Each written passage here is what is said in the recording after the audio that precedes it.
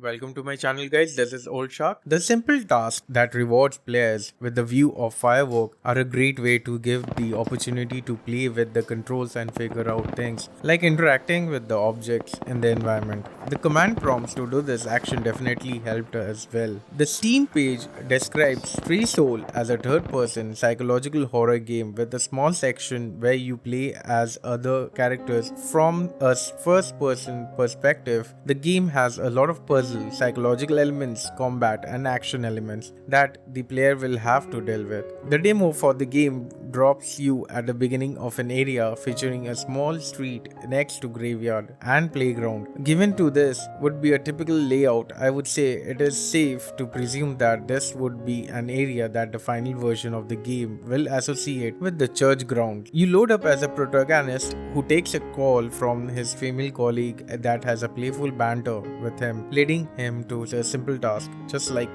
pulling the rope hanging from a tree. So let's jump to the expectation. There were a lot of animation missing, including the one where you get in the car to find a key. All your character does is sit in the car and then get out without actually looking around. There are finer detail animation, but once the game finishes, they will definitely be expected, even if they are aiming to have a return to the classic type of feel. I was a bit upset with the puzzle setup altogether. Of course, I was happy to see that they are including this element in the game, but there was no hint anywhere to tell you what to do. I hope this is not going to be a consistent practice with the game, that the future puzzle will have hints provided on how to solve them. The monster spawn was incredibly random with how big those enemies were. It makes no sense that we didn't see them before opening the playground.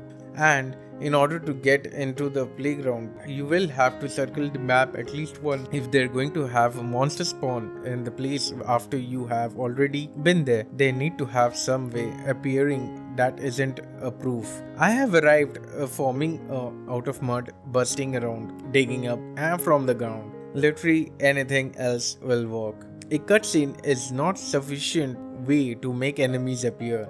It is a great way to shockingly introduce an enemy to the player and bring a scare factor to the demo experience. I'm just saying it will not be proper practice for a finished product. My final verdict is Stray Soul provides a demo that can easily make any horror fan get excited to see it. There are a lot of elements in this game that the classic horror games all had, and they seem to be aiming to bring new light to those gameplay. With a new story and experience along with, there are some issues with the demo, but nothing that really hurts experience it brings for an alpha experience of the game. It is downright impressive and I look forward version of this game will be like.